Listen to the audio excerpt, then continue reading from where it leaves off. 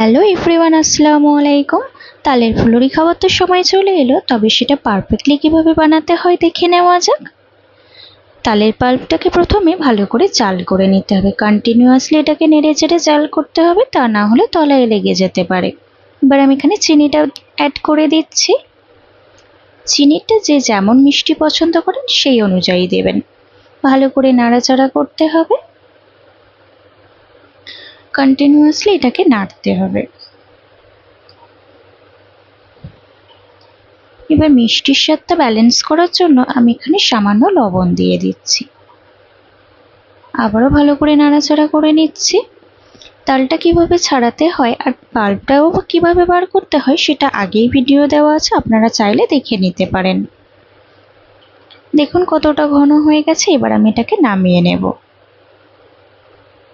এখানে নারকেল কোড়া নিয়েছি।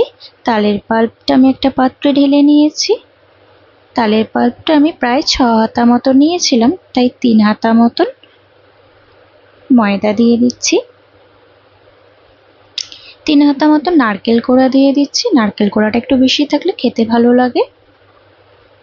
সুজি নিয়েছি, সুজিটা আমি এই হাতা 2 হাতা দিয়ে দিচ্ছি। সামান্য একটু বেকিং সোডা দিলাম আর হাফ চামচ মতন মৌরি দিলাম। এবার ভালো করে এটাকে মিক্সড করতে হবে।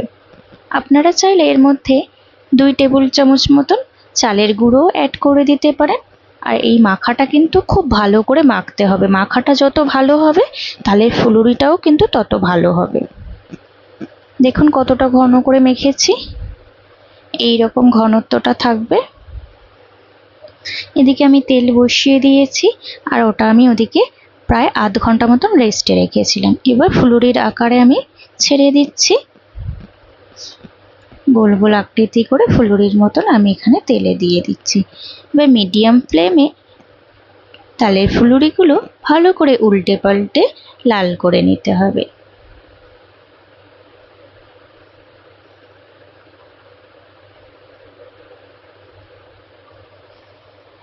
ভালো করে লাল লাল করে ভেজে তুলে নিচ্ছি।